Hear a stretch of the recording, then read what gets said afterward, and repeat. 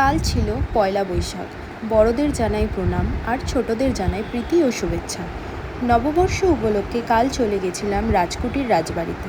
হঠাৎই ঠিক করলাম যে কাল এই রাজবাড়িতেই যাব। যদিও আগে থেকে কোনো প্ল্যান ছিল না, তারপরে মনেই হলো যে নববর্ষ তো আমাদের বাঙালিদের একটা ফেস্টিভ্যাল, আর যখন সেটা নববর্ষ তখন বাঙালি ভুরিভোজ হলো কম্পালসারি, আর বাঙালি খাওয়া, আর তাও আবার রাজবাড়িতে বসে, আর সেটা যদি হয় কলকাতায়, তাহলে রাজকুটির হলো সেরা ঠিকানা।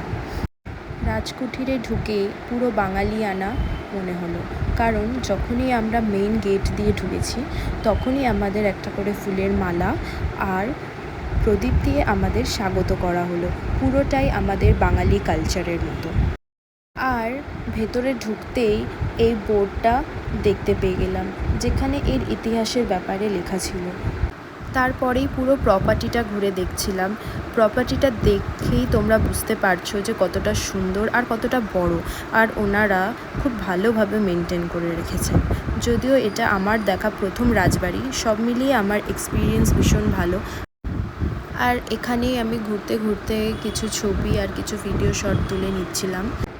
পুরোটা দেখেই তোমরা বুঝতে পারবে যে আগেকার দিনের রাজরাজারা যেরকমভাবে থাকতেন, যেরকম সাজসজ্জা ছিল তাদের, ঠিক সেইভাবেই এটা বানানো। কথিত আছে রাজা কালীপ্রসন্ন সিংহের কাল্পনিক কাহিনীর ওপর ভিত্তি করে নির্মিত এই বুটিক হোটেলটি।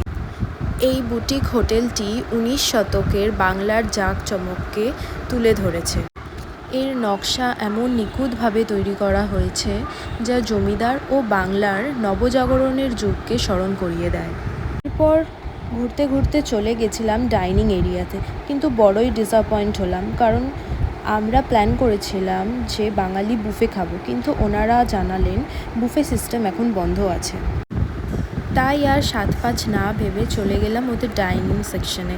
আর সত্যি কথা বলতে খিদেও পেয়েছিল পড়ন্ত দুপুরে। গিয়ে আমরা একটা ফ্রেশ লাইম সোডা, মোট টিক্কা কাবাব, একটা বাসমতি রাইস আর ভাপা চিংড়ি along with caramel custard order করেছিলাম। যদিও খাওয়ার ফ্লোতে রাইস আর ভাপা চিংড়ির শটটা নিতে ভুলে গিয়েছিলাম। সব মিলিয়ে আমার এক্সপিরিয়েন্স ভালো, কিন্তু যদি তোমরা বাঙালি বুফে খেতে চাও তাহলে রাজকুটির তোমাদের জন্য অ্যাপ্রোপ্রিয়েট নয়। এবার আসি আমার লাস্ট ভিডিওতে। অনেকেই কমেন্ট করে জানতে চেয়েছিলে যে দিদি তুমি কি করো, তোমার প্রফেশন কি, তোমার ওয়ার্ক প্লেস ভিডিও চাই। তো দেখো, আমি স্পাইসজেটে কাজ করতাম, যেহেতু আমি কিছুদিন আগেই রিজাইন করে দিয়েছি, তাই আমি এই মুহূর্তে ওয়ার্ক প্লেস রিলেটেড ভিডিও দিতে পারছি না। But definitely when I'll rejoin in aviation, I'll definitely post about my workplace related video. এবার আসি এই প্রপার্টিটার ঠিকানা। এটি হলো স্বভূমিতে, যেটা হায়াত রিজেন্সির ঠিক উল্টো দিকেই পড়বে, রাজকুটির রাজবাড়ি। যদিও আমি এখানে আগেও একবার এসেছিলাম, বাট সেটা আমার ইন্টারভিউ পারপাসে আমি এসেছিলাম, আর তখন আমি এই রাজবাড়িটা এক্সপ্লোর করতে পারিনি। কিন্তু কাল আমি পুরো প্রপার্টিটাই এক্সপ্লোর করেছি। এই প্রপার্টিটার প্রতিটা কোনায় কোনায় রাজকীয়তার ছোঁয়া, প্রতিটা কোনায় কোনায় পুরোই বাঙালিয়ানার ছোঁয়া রয়েছে। আর যিনি আমাদের কাল খাবার সার্ভ করে দিচ্ছিলেন, উনি আমাদেরকে জানান যে এই প্রপার্টিটা পুরোটা 13 একরের একটা প্রপার্টি, আর এতে আছে 48টি রুম ও সুইটস। আজকের ব্লগটা এখানেই শেষ। দেখা হবে নেক্সট ব্লগে। বাই।